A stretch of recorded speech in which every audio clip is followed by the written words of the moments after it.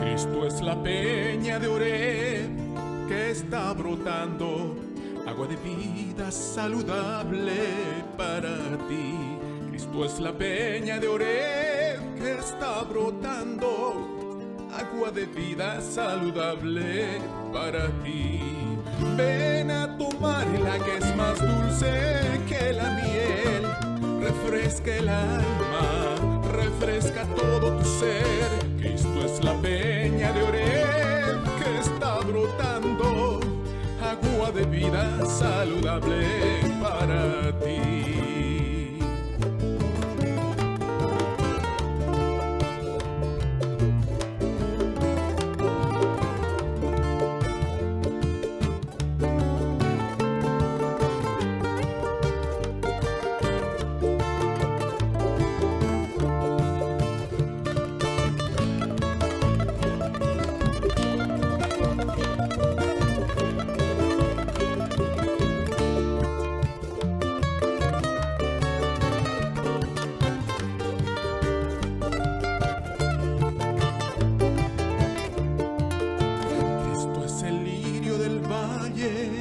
De las flores, Él es la rosa blanca y pura de Sarón.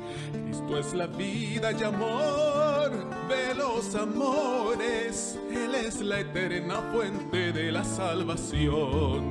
Ven a tomarla que es más dulce que la miel, refresca el alma, refresca todo tu ser. Cristo es la peña de Oreb que está brotando, agua de vida saludable para ti. Ven a tomarla que es más dulce que la miel, refresca el alma, refresca todo tu ser. Cristo es la peña de Oreb que está brotando,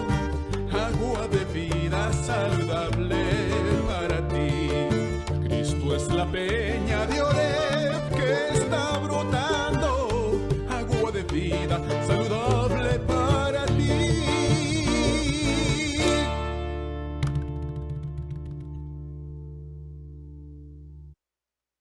Bienvenidos, amados hermanos, y bueno, es un gusto poder compartir una vez más este estudio con ustedes. Siempre es un privilegio poder estudiar la palabra de Dios con ustedes como iglesia, con la congregación, con la iglesia Luz y Verdad. Y bueno, pues, perdón, ha sido una bendición poder ir estudiando versículo por versículo y hemos ido carta por carta del Nuevo Testamento. Y bueno, pues primero Dios también vamos a empezar a hacerlo ya en el Antiguo Testamento. Bueno, antes de entrar en el estudio, quiero compartir algunos anuncios. Recuerden que en los domingos está abierta la capacidad al número de 90 personas, así que hay bueno, tenemos nuestro culto presencial a las 11 de la mañana y también lo tenemos en línea todos los domingos a las 11 de la mañana. Los viernes, como siempre, a las 8 de la noche, como ahorita lo estamos haciendo, a partir de las 8 de la noche. Y bueno, pues pronto ya, si Dios permite, en agosto estaremos teniendo también nuestros estudios bíblicos en la iglesia, presenciales también. Y bueno, pues también lo van a poder disfrutar, solamente que vamos a estar comenzando a las 7:30. Así que bueno, si ustedes están interesados en asistir a la iglesia, pues recuerden que siempre pueden llamar al 438 496-7727. Y bueno, pues para confirmar solamente conmigo, solamente queremos llevar un conteo de personas de los que van a llegar y estar seguros de que no nos pasamos del límite que está establecido por el momento. En cuanto ya se quiten todas esas restricciones que se está escuchando, que primero Dios ya se van a empezar a quitar a partir del lunes. Muchas restricciones en cuanto, por ejemplo, a distanciación.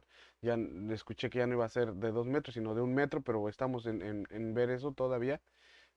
Así que, bueno, sí, perdón, si están interesados, solamente es que tenemos que, pues, tener siempre, pues, estar en orden, ¿no? En todas esas cosas. Y bueno, los esperamos todos los domingos a las 11 de la mañana, a través también de las páginas de Facebook de Luz y Verdad y del Pastor Frank Aguilar, y también la página de YouTube que siempre tenemos en línea a las 8 de la noche los viernes y los domingos a las 11 de la mañana.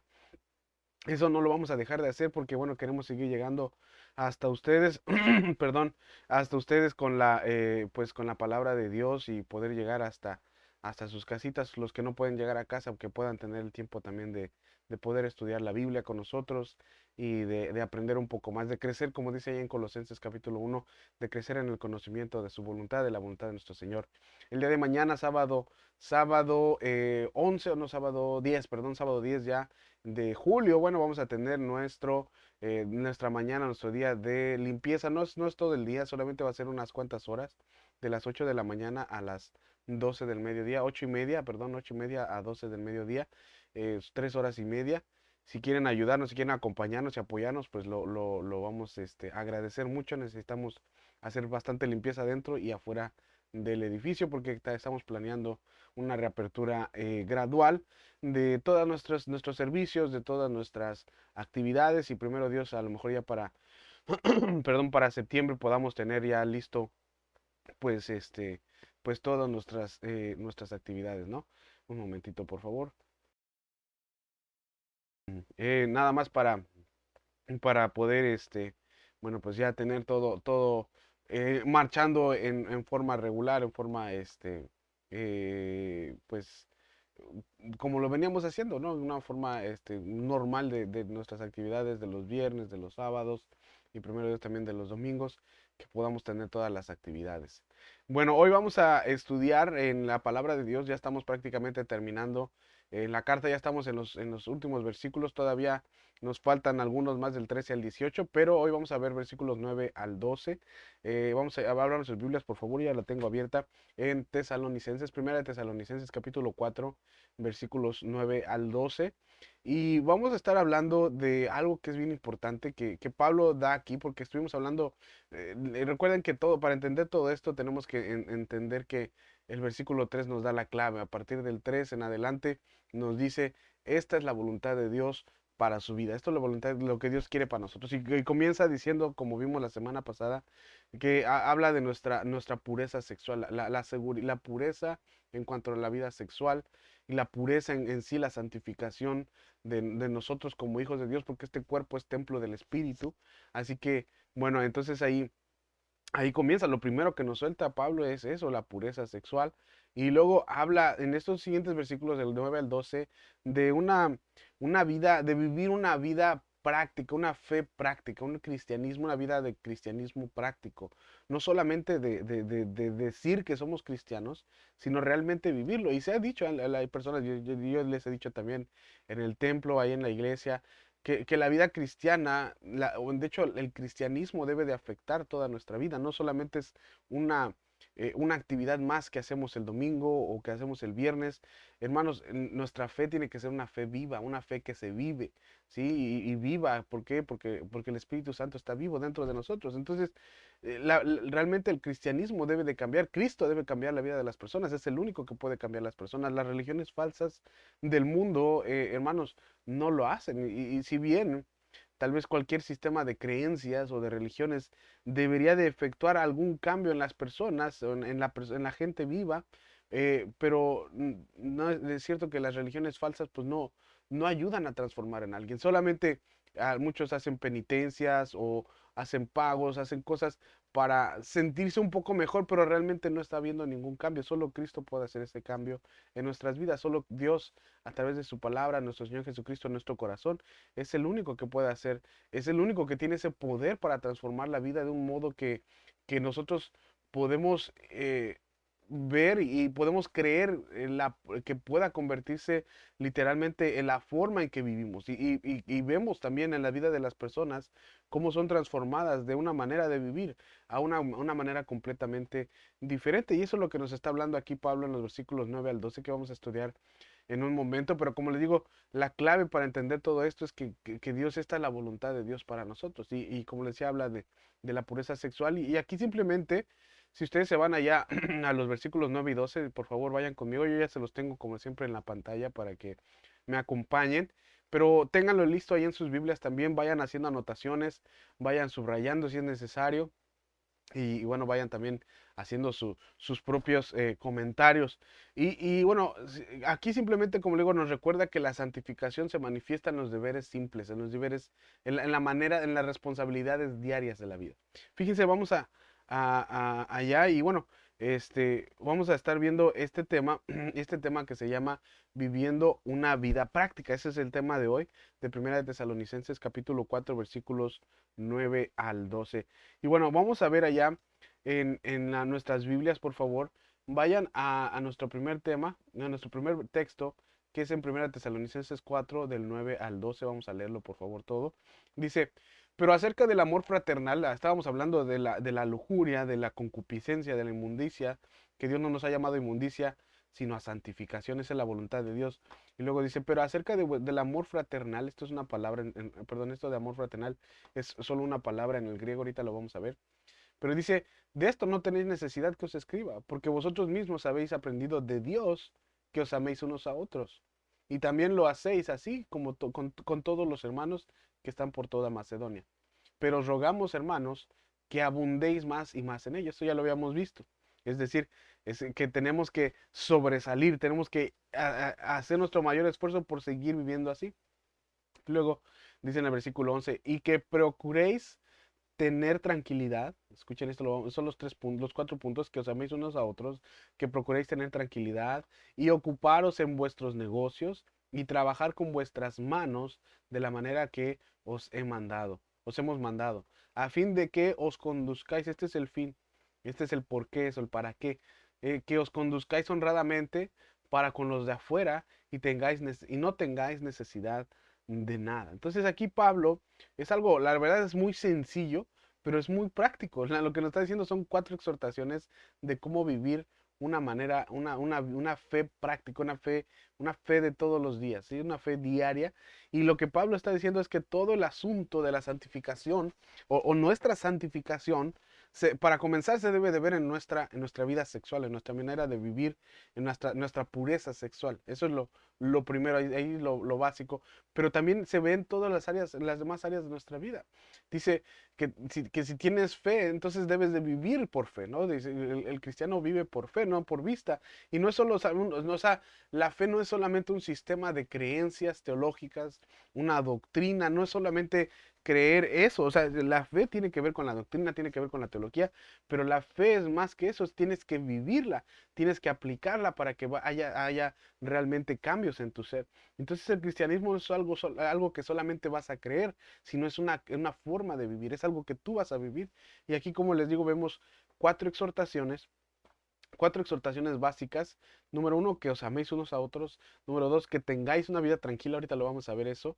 Luego, que os ocupéis en vuestros propios asuntos. Y por último, que trabajéis con vuestras propias manos. Y esto es, la verdad es muy práctico. Ahora, si ustedes se fijan, por favor vayan a segunda de Colosenses, porque uno se pone a leer, bueno, pero entonces, ¿por qué les está diciendo esto? Porque, pues fíjense, se van un poquito más adelante, esta es la segunda carta, y lo que les dice aquí en la carta como que nos podría hacer pensar que no lo estaban haciendo. Porque dice, porque también cuando estábamos con vosotros os ordenamos esto. Si alguno no quiere trabajar, tampoco coma.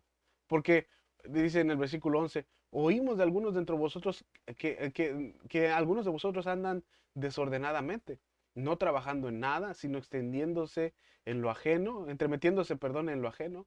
Entonces, esto, si se dan cuenta, es exactamente lo que les acababa de decir aquí en el capítulo 1, perdón, en el capítulo 4, versículos 9 al 12, y dice, y oímos de vosotros que no lo están haciendo. Entonces, es como que no le hubieran hecho caso a Pablo y decir, bueno, nosotros vamos a vivir nuestra vida como nosotros queramos, y luego te pones a pensar, pero si se pasó los primeros dos capítulos, el capítulo 1 y capítulo 2 elogiándolos, diciendo que eran verdaderamente elegidos, que el amor de Dios estaba en ellos, que habían escuchado la palabra como que venía directamente de Dios y no de los hombres, que eran ejemplo en Macedonia, en Acaya y en todas las regiones en las que estaban. Ahora, ¿por qué les está diciendo aquí como que parece que los está regañando y le está diciendo no lo están haciendo?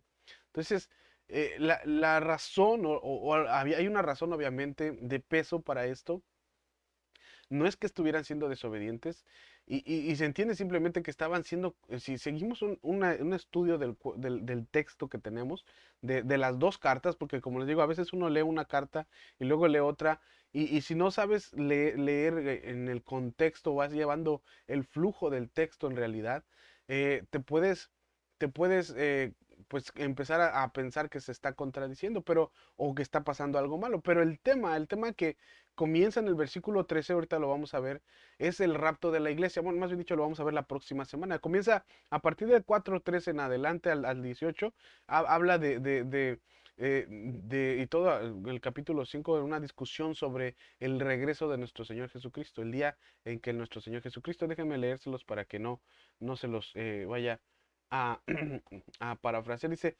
tampoco queremos, hermanos, que ignoréis acerca de los que duermen, de los que están muertos, para que no se entristezcáis como los que no tienen esperanza.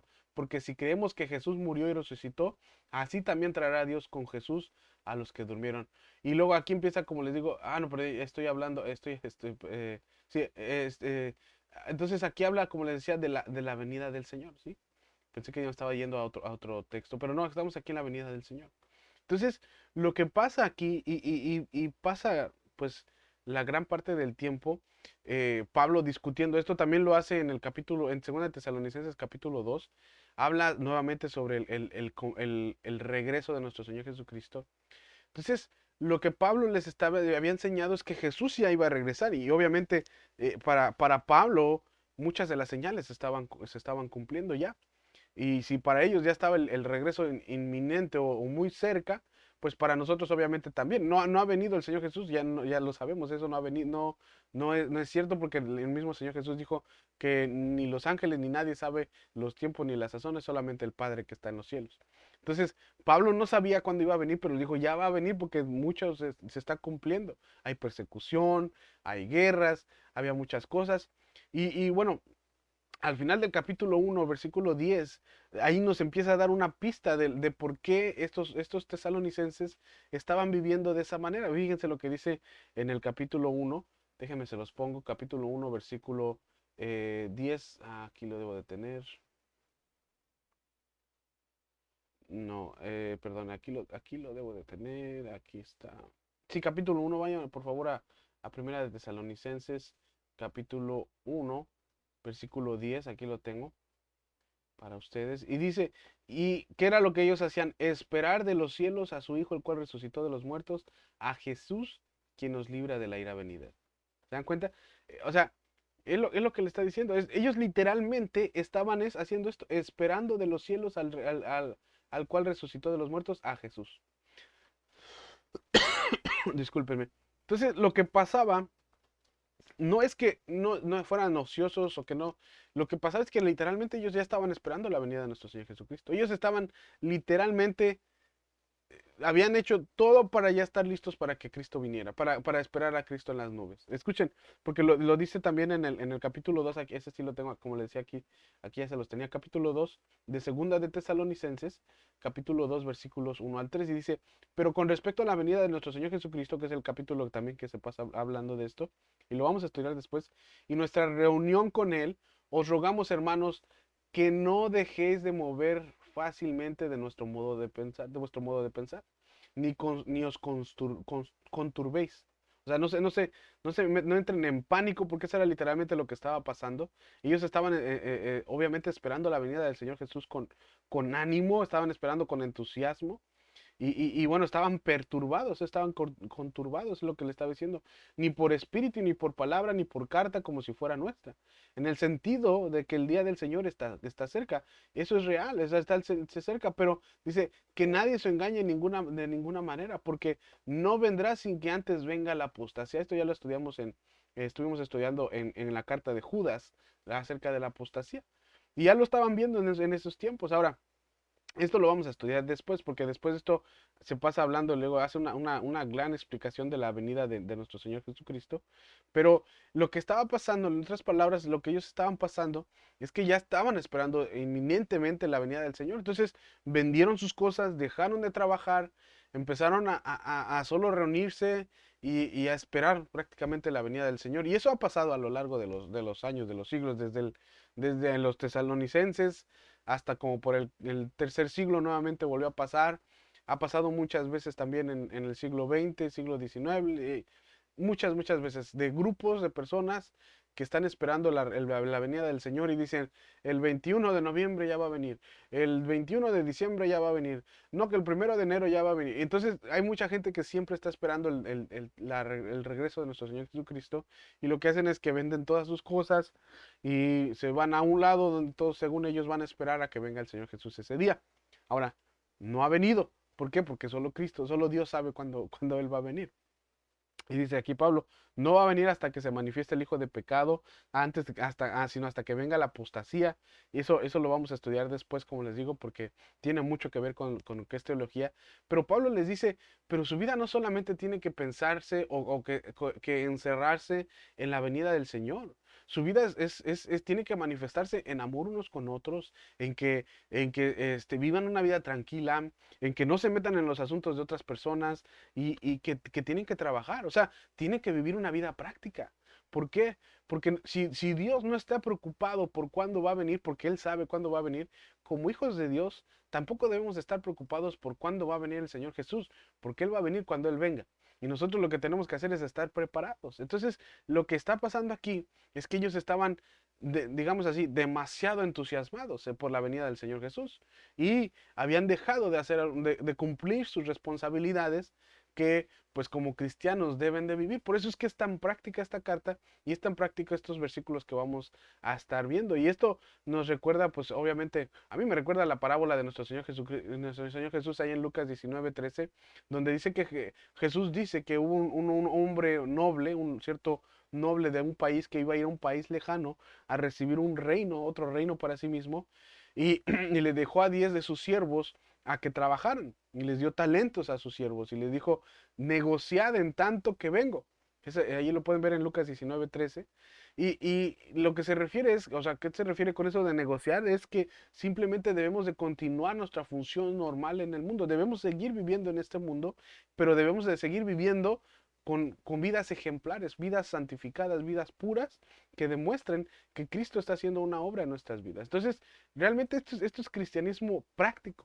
Y aparentemente la esperanza de los tesalónicos o de la iglesia de Tesalónica los había distraído hasta el punto de que empezaron a dejar de cumplir sus deberes en la vida diaria. Dejaron de trabajar, dejaron de tal vez de servir a los demás.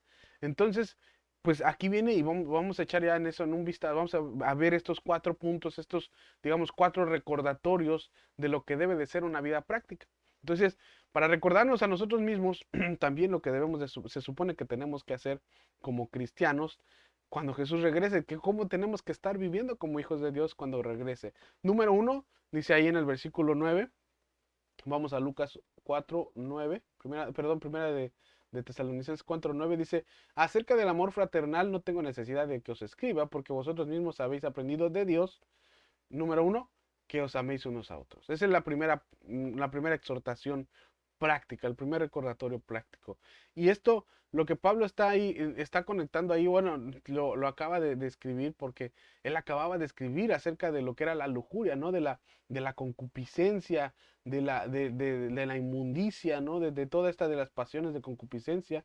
Entonces, Pablo le dice, bueno, la diferencia, lo que es contrario a esto es el amor fraternal, el amor entre hermanos, un amor puro, un amor que es filial, ¿sí? Entonces, y nos recuerda mucho a lo que dice aquí en Efesios. Vayan por favor a Efesios capítulo 5.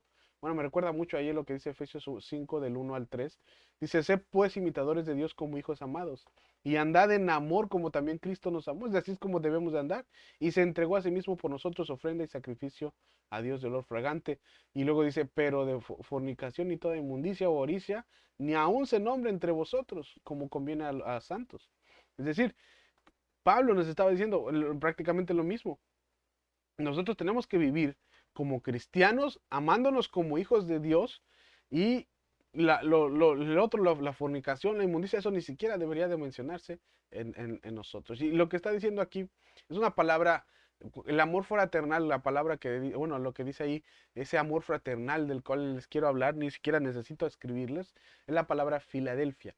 Literalmente es la palabra Filadelfia la que está utilizando ahí. Y la palabra se deriva de dos, perdón, se deriva de dos palabras griegas, que es filos, que es amor, pero amor fraternal, amor filial, amor de familia, y adelfos. Adelfos es hermano. Entonces, Filadelfia quiere decir amor por los hermanos, o amor, literalmente Filadelfia significa afecto por alguien que vino del mismo vientre. Literalmente es lo que está diciendo. Es un amor que sientes por alguien que viene del mismo vientre, o sea, un amor por tu hermano. Pero incluso se usa como 5 veces en el Nuevo Testamento para hablar del afecto cristiano, de cristianos a cristianos. ¿Por qué? Porque somos hermanos. Realmente en Cristo somos nuevas criaturas, venimos a ser miembros de una familia, somos adoptados, y bueno, pues ahora somos hermanos. Y de esa manera, de esa misma manera, Pablo dice: no, ni siquiera tengo necesidad de que los enseñe, porque dice: habéis aprendido de Dios mismo. La palabra también es ahí, es theodidactos, o sea, didacto pues de que han sido enseñados directamente de Dios. Dios les había enseñado a amarse a unos a otros, y Dios nos debe enseñar y nos enseña a nosotros a amarnos, cómo amarnos unos a otros como miembros de una misma familia. Por eso es que nos llamamos hermanos, porque nos amamos y nos debemos de amar como si fuéramos de una familia. ¿Y cómo nos enseña? Fíjense lo que dice ahí en Romanos. Déjenme ponerles Romanos capítulo 5, versículo 5, y bueno, ahí en adelante dice: y la esperanza no avergüenza, porque el amor de Dios ha sido, ¿qué? Derramado en nuestros corazones. O sea, no necesitamos que nadie nos enseñe a amar, porque el amor de Dios ha sido derramado en nuestros corazones. ¿Por quién? Por el Espíritu Santo que nos fue dado. Hermanos, Dios nos debe de enseñar. Y Dios, o sea, Dios es Dios, y el Espíritu Santo, o Dios Espíritu Santo, viene a morar en nosotros cuando nosotros somos salvos, cuando aceptamos a Jesús como nuestro Señor Jesucristo, y de ahí empezamos y aprendemos a amar a los hermanos. Y usted dice: bueno, pero ¿qué pasa si un cristiano no ama? Hermanos, ¿qué pasa si un cristiano está enojado y odia a su hermano de la iglesia, que está porque hablaron mal de su hijo, o porque se peleó con su hermana, o porque, bueno, estaban hablando, o sea, había pleitos y discordias en la iglesia? ¿Qué pasa? Bueno, hermanos, y cuando dice: ay, yo no amo a ese hermano, yo no, la verdad no quiero, ni siquiera quiero que me salude. Hermanos, Eso no puede ser posible. No puede haber falta de amor entre cristianos, hermanos. No puede haber. ¿Por qué? Fíjense lo que dice nuevamente. Vamos allá a la Biblia. En lo que dice primera de Juan, capítulo 2 versículo 9 al 11. Dice, el que dice que está en luz, o sea, y aborrece a su hermano, está todavía en tinieblas. O sea, no estás en el Cristo, estás en tinieblas, estás en pecado. El que ama a su hermano permanece en luz. Ahí está. Y en él no hay tropiezo. Pero el que aborrece a su hermano está en tinieblas y anda en tinieblas y no sabe a dónde va porque las tinieblas le han cegado los ojos. Es decir, todavía estás viviendo una vida ciega. O sea, todavía Cristo no está en ti. Y luego fíjense lo que dice más adelante en el capítulo 4. Vamos al capítulo 4 más adelante, versículos 4 al 8. 4, sí, 4 al 8. Porque esto también es bien interesante. Dice, amad, en el versículo 4, hijitos, vosotros sois de Dios. Y lo habéis, perdón, vosotros sois de Dios y los habéis vencido porque mayor es el que está. O sea, está hablando del mundo y de las cosas que están en el mundo. Perdón. Y los habéis vencido porque mayor es el que está en vosotros que el que está en el mundo.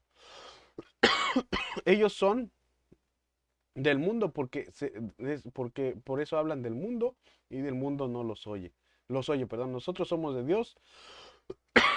El que conoce a Dios nos oye y el que no es de Dios no nos oye. En esto conocemos el espíritu de verdad y el espíritu de error. Discúlpeme. Amados, amémonos unos a otros porque el amor de Dios es de Dios. Todo aquel que ama es nacido de Dios y conoce a Dios. El que no ama no ha conocido a Dios porque Dios es amor. Así de sencillo. Dice, nadie ha visto a Dios jamás en el versículo 12, si nos amamos unos a otros, Dios permanece en nosotros y su amor se ha perfeccionado en nosotros. Y así es, hermanos. Hermanos, y si ustedes regresan, por favor, regresan allá a Primera de Tesalonicenses nuevamente, él dice que Dios les enseña, Dios les aprendieron directamente de Dios, feodidactos, aprendieron directamente de Dios a cómo amarse los unos a los otros, porque Dios está produciendo ese amor ágape, literalmente lo que está diciendo ahí en el versículo 9. Perdón. Fíjense, dice, de esta Filadelfia, este afecto fraternal no tenía necesidad que os enseñe porque Dios, que nos, porque habéis aprendido de Dios que nos agapéis, nos amemos unos a otros. Ese amor agape está en nosotros, hermanos, y nos recuerda que está produciendo ese amor y también lo hacéis porque dice, y aquí en el versículo 10 ya dice, y también lo estáis haciendo, ya lo están haciendo así como con los hermanos que están por toda Macedonia. ¿Se dan cuenta? O sea, ya lo están haciendo. ¿Por qué? Porque Dios aprendieron de Dios. Dios produce ese amor y como les decía en el capítulo 1, en toda Macedonia y en toda Acaya se oye de vuestro amor, de vuestro trabajo en el amor, de vuestra esperanza, de la fe y todo lo que están haciendo. Pero me encanta esto, dice, pero os rogamos, hermanos, que otra vez abundéis en ello más y más. ¿Recuerdan? Ya lo estudiamos cuando empezamos el capítulo 4, o sea, lo están haciendo bien, pero todavía lo pueden hacer mejor. Muy bien, pero sigan abundando más y más. Sigan, eso lo que significa es, perdón, que tienen que sobresalir, tienen que todavía ir más allá de esto, tienen que ser mejores todavía. Entonces, ¿cómo se puede mejorar? En el capítulo 5 mismo nos dice, ahí mismo de Tesalonicenses, capítulo 5 versículos 13 al 15 dice, porque todas estas son formas de amar a los hermanos, ¿sí? Como Dios mismo no nos deja así, de cómo podemos abundar y más en amor. Dice, bueno, ¿y cómo puedo hacerlo? Bueno, aquí nos enseña, dice, y los tengáis en mucha estima. Está hablando para empezar, está hablando, dice, de los que os presiden, de los líderes en el Señor, de los líderes de la iglesia, y los que os amonestan, los que les enseñan. ¿Qué tenemos que hacer? Que los tengáis en mucha estima. Para empezar, tenemos que tener en estima a nuestros líderes, a los pastores, a los ancianos, a los líderes de ministerio y a los líderes de la iglesia. Y amor, mucha estima y amor por causa de su obra. Luego dice, tened paz entre vosotros. ¿Cómo abundamos más y más? estando en paz unos con otros. También nos rogamos, hermanos, que os amonestéis a los ociosos, a los que no quieren hacer nada, que alentéis a los de poco ánimo, que sostengáis a los débiles, que seáis pacientes para con todos. Mirad que ninguno pague a otro mal por mal, antes seguid siempre lo bueno, antes seguid siempre lo bueno unos para con otros y para con todos. Entonces, estas son maneras prácticas de abundar más y más en el amor. Estar amándonos unos a otros y seguir abundando más y más en el amor. Número uno, entonces es que os améis unos a otros. Número dos, la segunda, digamos así, nuestra segunda exhortación o segundo recordatorio, que tengáis una vida tranquila. Y escuchen lo que dice en el versículo 11, porque ya vimos el 12, el 10, 9 y 10 dice, perdón, aquí lo debo de tener, lo perdí. Aquí está. Aquí está. Dice en el versículo 11, y que procuréis tener tranquilidad. Y bueno, dice, pastor, pero ¿cómo vamos de procurar tener tranquilidad a tener una vida tranquila? Bueno, dice en la Biblia también que les digo que me gusta porque lo explica también muy parecido a lo que dice en la versión griega, en la versión original, que es la Biblia de las Américas, también lo explica así. Y dice, versículo 11, y que tengáis me encanta esto, que tengáis por vuestra ambición el llevar una vida tranquila. Me encanta, porque literalmente está diciendo que tengan, que su ambición, la ambición de ustedes sea tener una vida tranquila. No solo lleva una vida tranquila, o sea, hermanos, es una declaración muy interesante porque el versículo dice, porque yo le decía, no solamente en la Reina Valera dice que tengáis tranquilidad. Pero en la Biblia de las Américas lo expresa como, luego, como lo quiere decir en el griego original. Dice que su ambición sea tener una vida tranquila. Y es interesante porque esa es una palabra que en el Antiguo Testamento, en el Nuevo Testamento se usa para varias cosas. Se usa para decir que te aprendas a tener la boca cerrada. O sea, la palabra dice prácticamente lo mismo. Y que y no digas nada. O sea, si alguien te hace daño, que no digas nada. Que aprendas a calmarte cuando otro está hablando. Que, que aprendas a a descansar, a estar tranquilo, a descansar. Pero tiene la idea de esos usos de tranquilidad, de tener calma, de tener una vida pacífica. La raíz de la idea de todo esto de tener tranquilidad es de tener una vida pacífica. Es decir, una vida que no está peleando con medio mundo. Decirle a todo mundo, eres un pecador. O decir a todos los hermanos, ay, es que no hace nada. Ay, es que, o sea, estar peleando con medio mundo, estar peleando con todas las iglesias, con todos los pastores, con todos los hermanos. Los cristianos deben de vivir vidas tranquilas, deben de vivir vidas relajadas y pacíficas frente, por ejemplo, a la persecución. Si alguien nos persigue, el Señor Jesús dijo que si alguien te abofetea en la mejilla, pon la otra. Entonces, frente a la anticipación del regreso de nuestro Señor Jesucristo, tenemos que aprender a vivir vidas tranquilas. Nosotros también, pues, obviamente no sabemos qué es lo que estaba pasando con los cristianos ahí en Tesalónica, o qué es lo que estaban haciendo, porque a ellos los estaban persiguiendo, como dice en el capítulo 1. Tal vez empezaron a defenderse y empezaron a matar a los que los querían perseguir. No sabemos exactamente lo que estaba pasando o a dónde habían ido o en qué se habían involucrado, pero él les dice, asegúrense de hacer cosas amorosas, de vivir con amor, de mostrar el amor cada vez más y más, de satisfacer las necesidades de las personas que tengan necesidad, de sus hermanos, de las necesidades físicas, las necesidades espirituales, las necesidades emocionales y tal vez terrenales, pero aprendan a vivir de esa manera. Y en segundo lugar les dice que debemos de vivir o llevar una vida tranquila, que nuestra ambición sea llevar una vida tranquila, o sea, manténgase alejado literalmente está diciendo, manténgase alejado de la vista y cálmense, tranquilícense, cállense un poco lo que está diciendo, no sean bulliciosos, prácticamente lo que nos está diciendo. Y es que, perdón, pero a veces nuestra ambición o ambicionamos tener vidas emocionantes, vidas divertidas, llenas de aventuras y llenas de cosas, y a veces nos aburrimos demasiado. Y la verdad es que pues la vida cristiana en realidad es una aventura ya en sí. Vivir para Cristo, vivir para servir a los demás es una recompensa en sí misma. Y la Biblia dice que el que busca recompensa de los hombres es toda la recompensa que va a hallar. Nuestra recompensa debe ser de Dios y no de los hombres, porque todo lo que hacemos lo debemos hacer como para Dios y no para los hombres. Entonces, aprendamos y que esa sea nuestra ambición, tener una vida tranquila que honre a Dios en todo lo que hacemos. No ser los que están peleando con medio mundo, ser los vecinos que nadie quiere en el condominio, ¿verdad? En el edificio, o que nadie quiere en el vecindario donde están, o ser los hermanos que siempre están criticando a todos los de la iglesia. Hermanos, esa no es no debe ser nuestra ambición debe ser vivir una vida tranquila. Pablo también dice que en cuanto dependa de nosotros, allá en Romanos capítulo 12, dice vivir en paz con todos los hombres. Así tiene que ser. Entonces, número uno, que os améis unos a otros. Número dos, que nuestra ambición sea de tener una vida tranquila. Y número tres, el tercer asunto, la tercera exhortación a una vida práctica, una vida cristiana, es que os ocupéis, dice, de vuestros propios asuntos. Lo dice ahí nuevamente en el versículo 9. Dice que procuréis tener tranquilidad o vivir una vida tranquila, como lo hemos visto, y ocuparos en vuestros negocios. Que os ocupéis, la dice en la Biblia de las Américas, y os ocupéis en vuestros propios asuntos.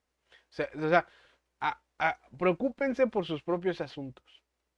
Literalmente, hermanos, lo que está diciendo ahí Pablo si lo pusiéramos, como le digo, en estas Biblias, la traducción de la lenguaje actual y todo, no las he visto, pero literalmente lo que está diciendo ahí, que se ocupéis en vuestros propios negocios o se ocupen en sus propios asuntos, literalmente está diciendo, y no se metan en lo que no les importa. Literalmente es lo que está diciendo.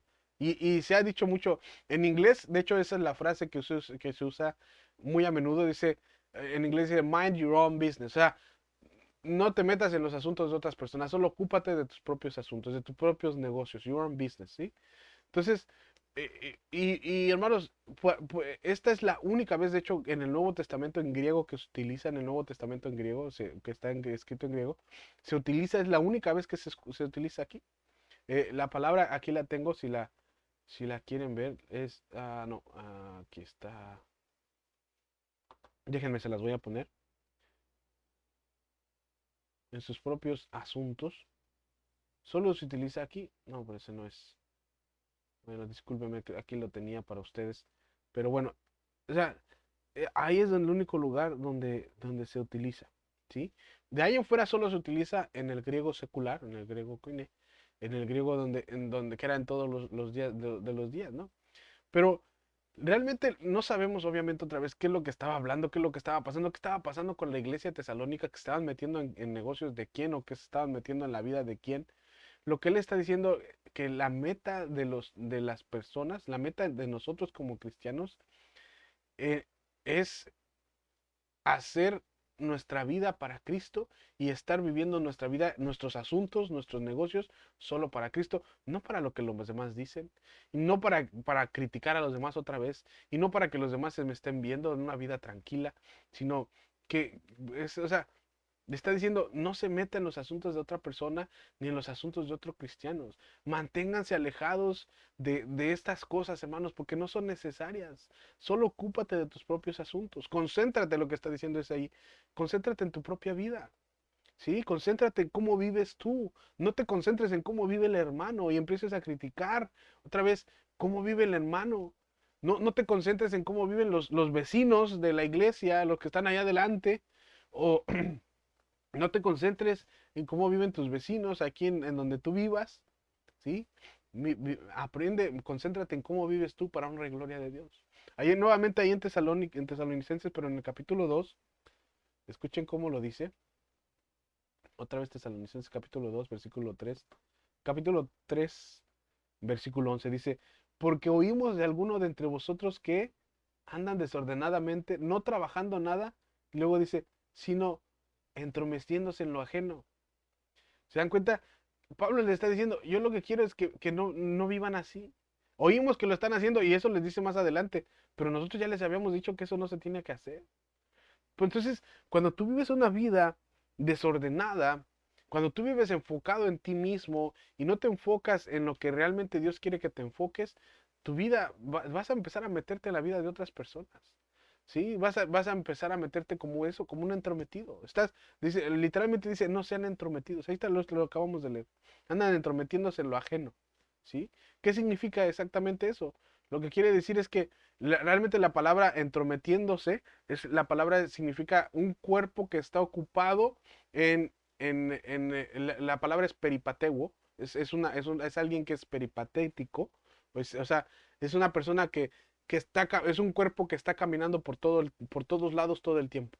Peripatético, o sea, peripateo es la palabra realmente, de ahí viene la palabra peripatético. Eh, Alguien que está viendo para acá y a ver qué dicen allá, y a ver qué pasa allá, y a ver qué pasa allá, y empezando a hablar a todo mundo y a ver qué está pasando, y son de esos que se enteran, ¿verdad? De todo el chisme, de todos los chismes, y todos lo saben. ¿Por qué? Porque están ocupados en otras personas. Y lo que está diciendo aquí Pablo, ocúpate en tus propios asuntos. Ocúpate en ver cómo vas a agradar tú a Dios, cómo vas a caminar tú para Dios, no para todos los demás. Hermanos, aquí esto realmente habla de personas indisciplinadas, personas que, como dice más adelante, no trabajan, que actúan como intrometidos, que simplemente están corriendo por todos lados, metiendo ahora sí que la nariz en todos los asuntos de todas las personas, viendo la vida de todos los hermanos de la iglesia. Y Pablo dice, vive una vida tranquila, ocúpate en tus propios asuntos. No hay lugar para chismes en el cristianismo, no hay lugar para chismes, amados. Cuídate a ti mismo y sigue haciendo lo que siempre has hecho, vivir para Cristo, vivir para la honra y gloria de Dios. Y eso es lo que dicen Colosenses, eso me encanta. Por nuestras últimas citas, Colosenses 3:22, dice, siervos, obedeced a vuestros amos en todo, amos terrenales en todo, no sirviendo al ojo como los que quieren agradar a los hombres, sino con corazón sincero, temiendo a Dios. Y luego esto me encanta porque este es uno de mis versículos favoritos. Y todo lo que hagáis, dice ahí, ya sea, dice, hacerlo de corazón, como para el Señor, y no para los hombres. Simplemente es la manera práctica en la que tenemos que vivir nuestras vidas. Hacer todo lo que hagamos, dice también más atrás, en el versículo 17, que todo lo que hagamos, ya sea de palabra o de hecho, que lo hagamos para Dios y no para los hombres. Y tampoco tenemos que estarnos metiendo en la vida de los demás, sino llevar una vida tranquila, una vida discreta, una vida gentil, una vida práctica para la honra y gloria de Dios. Cuando las personas digan, wow, esa persona sí es diferente, no es un entrometido como todos los demás, ese cristiano sí es un hijo de Dios, porque no es como todos los demás que solamente andan realmente no viven una vida tranquila. Andan metiéndose en todo lo que no les importa, ¿no? Entonces, y obviamente tenemos que vivir un amor sacrificado por los demás, un amor ágape, un amor filial por las personas. Y luego el cuarto punto, con esto ya estamos terminando, nuestro cuarto punto habla de trabajar con las manos. Como les digo, eso es práctico, muy, muy práctico lo que nos está enseñando aquí Pablo, porque nos está diciendo, ámense unos a otros, vivan una vida tranquila, no se metan en los asuntos de los demás, no se metan en lo que no les importa y trabajen con sus manos. Los griegos creían que, ahí lo dice nuevamente, se los voy a poner para que lo vean, es el cuarto punto. Primera de Tesalonicenses 4:9 dice que os améis unos a otros y procuréis tener tranquilidad y ocuparos en vuestros negocios y trabajar con vuestras manos de la manera que os hemos mandado. ¿Sí? Los griegos en ese entonces, y obviamente Tesalónica era como la capital de la región de Macedonia. Recuerden que Grecia se había dividido en dos regiones, Acaya y Macedonia. Y Macedonia estaba al norte, Acaya estaba al sur. Macedonia, la capital de Macedonia era Tesalónica. Ahora, para los griegos, un griego que era libre, trabajar con las manos era degradante, porque para ellos los siervos, los esclavos eran los únicos que trabajaban con las manos. Ellos literalmente solo vivían pues pensando en pues en indulgencias, obviamente en holgazanerías, perdón, en vivir intelectualmente, digamos así, pero en realidad no estaban trabajando, no trabajaban. Y la comunidad cristiana dignificó el trabajo con las manos como un esfuerzo honorable. Como cristianos tenemos que ser trabajadores.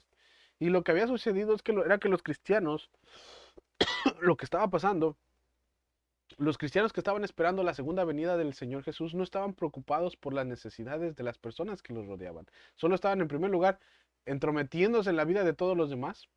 Estaban no estaban viviendo una vida tranquila porque andaban por todos lados, viendo qué era lo que hacían los demás, y se habían convertido en vagabundos, porque decían, no es necesario que trabaje, yo quiero vivir mi vida esperando solamente la venida del Señor, y empezaban a depender de los cristianos que sí trabajaban.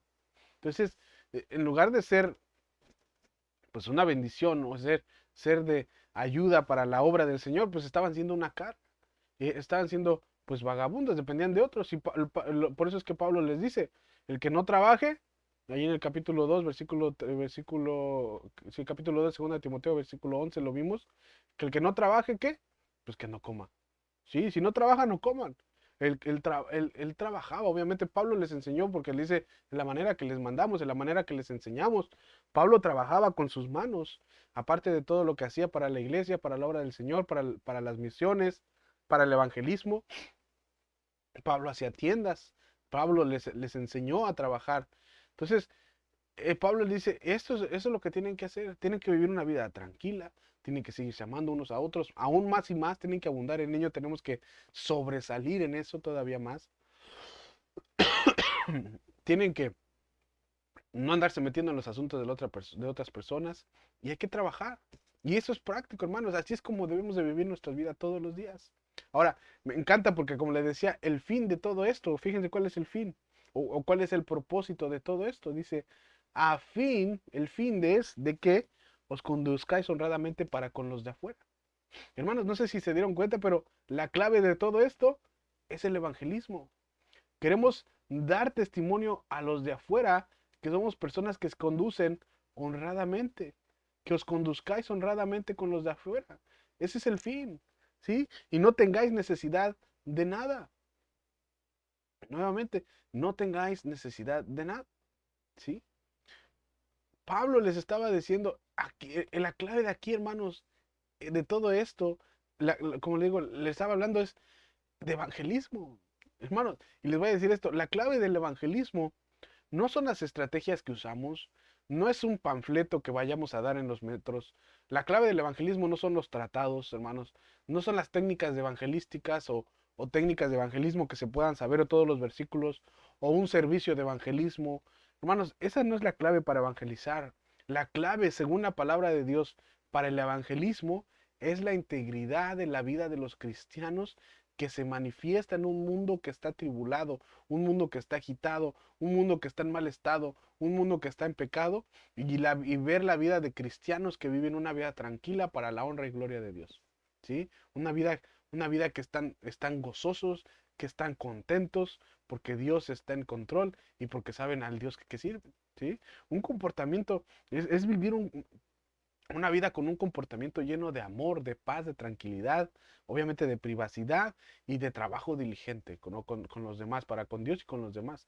Y cuando los cristianos viven este tipo de vidas, hermanos, en el mundo la gente dice, wow, otra vez, como le decía, Él es diferente. Él no es como yo, no anda corriendo por todos lados, no se anda metiendo con todo el mundo, no se mete en los asuntos de nadie. Me encanta porque en el versículo 6, 12 al final dice, y que no tengáis necesidad de nada. ¿Sí? Lo que significa aquí es que también te debes comportar correctamente con los de afuera, pero también con los de adentro, con tus hermanos, que te ganas la vida, trabajas con tus manos, que vives tu vida bien para que no tengas necesidad de nada, porque Dios te va a bendecir. Entonces, los cristianos en primer lugar no deberían tener ninguna base para pensar que los cristianos no deben de tener ningún trabajo o no deben de vivir tranquilos, hermanos, o de vivir como vagabundos prácticamente, ¿verdad? Porque pues no está hablando obviamente no está hablando de materialismo aquí o de tener cosas, muchas cosas, sino está hablando de vivir una vida tranquila para honra y gloria de Dios, seguir haciendo lo que estás haciendo, pero para honra y gloria de Dios, ¿sí? No de que seamos vagos, no que seamos entrometidos, no de que seamos problemáticos, y que seamos personas sin amor, sino que dice que estemos seguros de que siempre Cristo sea el centro de nuestras vidas y que nosotros seamos gente que reflejan el amor de Cristo con los demás y que reflejan un verdadero cristianismo, una vida de fe práctica, que viven una fe práctica. Entonces, la espera, el anhelo por la venida de nuestro Señor Jesús no debe ser una excusa para vivir irresponsablemente, era lo que le estaba diciendo a los tesalonicenses, sino deben de vivir una vida práctica de fe, como amándose unos a otros más y más, viviendo una vida tranquila, no metiéndose en los asuntos de otras personas y trabajando con las manos diligentemente, ¿sí? Y hoy en día es lo mismo, hermanos. Hoy en día es lo mismo, porque hoy en día dicen, es que la iglesia tiene que ser relevante, la iglesia tiene que ser más relevante con la sociedad. Y hermanos, no vamos a ser más relevantes, bueno, podemos ser más llamativos, pero no vamos a ser más relevantes con un show de luces, con música más rock o con, no sé, hermanos, la relevancia no es que nos adaptemos a este mundo. La iglesia, la más relevante, lo más relevante que pueda hacer la iglesia es vivir la vida cristiana en todas las dimensiones de la vida diaria. Vivir su cristianismo en todas las áreas de su vida. En todas las áreas de su vida. Para comenzar, como dice Pablo ahí en el versículo 3 al 8 que vimos la semana pasada, en su pureza sexual, en su sexualidad. Y segundo, como estamos viendo hoy, en amarse unos a otros de manera fraternal, como hermanos, amar a nuestros hermanos, en vivir una vida tranquila, o que nuestro anhelo, nuestro deseo sea vivir una vida tranquila, nuestra ambición, sea vivir una vida tranquila, que pues no nos metamos en los asuntos de otras personas, que no nos andemos metiendo en lo que no nos importa. Y número 4, que pues trabajemos diligentemente con nuestras manos. Es vivir tu vida cristiana práctica en el día de hoy. Padre, gracias una vez más por tu palabra, y gracias porque pues tú nos enseñas a vivir tu palabra de una manera práctica, no solo a vivirla de una manera que pues tal vez exageremos en nuestra forma de ser, que ya no hablemos con las personas como lo que le estaba pasando a esta iglesia tan amada de Tesalónica tuya, Señor, que una iglesia pues tan poderosa, tan viva, tan eficaz, Señor, que estaba dando frutos en toda acá de Macedonia, pero estaban fallando en eso, en, en tomar sus responsabilidades en serio, Señor, como cristianos, como hijos tuyos. Y te pido que como cristianos hoy en día también en el siglo XXI, Señor, aquí en, la, en pleno año 2021, Señor, en la mitad de este año 2021, pues que donde quiera que estemos, que seamos cristianos que viven su fe práctica, Señor, en todo lo que hacen. No metiéndose en chismes ni viviendo vidas agitadas que sean solo de problemas con otras personas, Señor, sino que vivamos vidas tranquilas, vidas honestas, vidas honorables, Señor, para honra y gloria de tu nombre. Y que, como dice tu palabra en Colosenses también, que todo lo que hagamos, ya sea de palabras o de hechos, que sean para ti, Señor, y no para los hombres. Que todo lo que hagamos sea para honra y gloria de tu nombre, Padre. Permite, Padre, que así sea nuestra vida siempre, siempre, Señor, nuestro cristianismo, que sea un cristianismo práctico.